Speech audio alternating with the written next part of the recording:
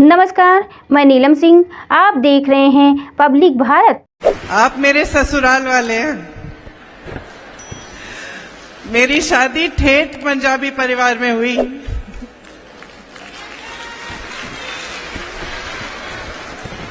मेरे ससुर जी के माता पिता सियालकोट के थे और बंटवारे के समय मेरे ससुर जी को पीठ पे बांध के उनकी माता जी छुपा के यहां लाई और फिर यहां से उन्होंने अपना अपना कारोबार शुरू किया। एकदम सब कुछ छोड़ के, अपना पूरा सारा जो भी था वह सियालकोट में छोड़ के जब यहां आए तो उन्होंने अपना कारोबार शुरू किया। मुरादाबाद में गए, पीतल का कारोबार शुरू किया। 5 भाई थे मेरे ससुर जी और उनके भाई। तो एकदम अच्छा बड़ा ठेठ पंजाबी परिवार था।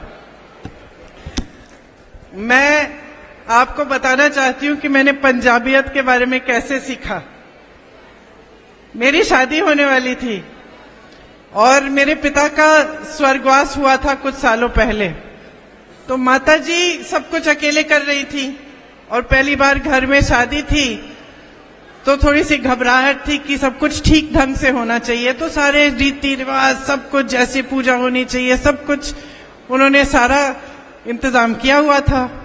मेरी पंजाबी सहेलियां थी कॉलेज में, तो घर आई, ढोल लेके आई। तो एक दिन शाम को मेरी सहेलियां आई, ढोल लेके बैठी और नाचने लग गई, गाने लग गई। एक उस समय एक गाना था, काली तेरी गुत्त ते परांदा तेरा लाल नहीं। गाने लग गई, नाचने लग गई। अंदर से मम्मी निकली और ऐसे खड़े होके कही, हमारे घर में शादी के टाइम नाचते नहीं है। तो हम सब रोने लग गए और वहीं से मैंने सीखना शुरू किया कि पंजाबी जो संस्कृति वो कैसी होती है, क्या होती है। मेरा परिवार अलग था, बहुत स्ट्रिक्ट रूल्स होते थे। मेज पे भी जब हम खाने के लिए बैठते थे तो जब तक इंदिरा जी का परमिशन नहीं लेते थे तब तक हम बच्चे उठ नहीं पाते थे। तो जब मेरी शादी हुई तो एकदम मैंने एक अलग कल्चर देखा, एक अलग संस्कृति देखी। और मेरी सासू माँ भी पंजाबी नहीं थी, लेकिन उनकी शादी पंजाबी घर में हुई थी, तो उन्होंने सब कुछ अपनी सासू माँ से सीखा था। तो मुझे कोई फ्री एंट्री पास नहीं दिया उन्होंने, इजी एंट्री नहीं कराई मेरी। तो मुझे लगता था मैं सफाई भी कर लेती थी उनके लिए, पलंग भी बना देती थी, सूटकेस भी बना देती थी, अगर कहीं जा रही खाना पका देती थी, किचन भी साफ करके रखती थी। मुझे लगता था कि मेरी सासू माँ तो कभी खुशी नहीं हो रही है, मैं तो सब कुछ कर रही हूं। आपको मालूम है कैसा लगता है।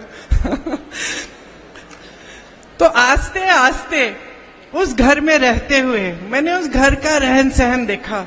किस तरह जब मेहमान आते थे तो कितनी उदारता से, प्रेम से सब साथ में खाना बनाना, मिलजुल कर रहना, जितना दे सकते हो उतना देना। जब मेहनत करनी है तो पूरा परिवार मेहनत करेगा, बड़ा भाई, छोटा भाई, पिताजी, माताजी सब लग जाएंगे। कोई ऑर्डर आ रहा है काम के लिए तो सब उसी में लग जाएंगे।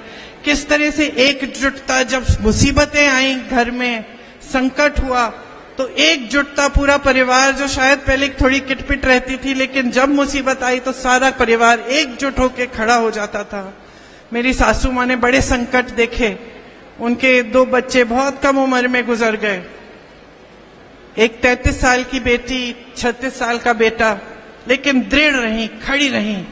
तो जैसे समय चलता रहा मुझे समझ में आया कि मेरी सासू माँ मुझे एक बहुत अहम सबक सिखा रही थी जीवन का। वो मुझे ये सिखा रही थी कि बेटा, तुम दब जाओगी तो दुनिया तुम्हें दबाएगी, तुम झुक जाओगी तो दुनिया तुम्हें झुकाएगी। तो जैसे ही मुझे ये एहसास हुआ और मैं थोड़ा सा खड़ी होने लगी तो मेरी सासू माँ का पूरा आदर मिला और आज हम बहुत अच्छे दोस्त हैं। मुझे मालूम है कि मेरा ये भाषण भी वो देख रही होंगी। भाषण देख के मुझे बोलती हैं कि आज तुमने अच्छा बोला, लेकिन ये भी बोल दिया करो, ठीक है। तो देख रही होंगी, हमारी अच्छी खास दोस्ती हो गई और पंजाबियत के बारे में मैंने उनसे सीखा। स्वस्थ रहने के लिए इस्तेमाल करें अयोध्या धाम का श्री राम नाम स्पेशल निरोगी चूर्ण और बुकनू।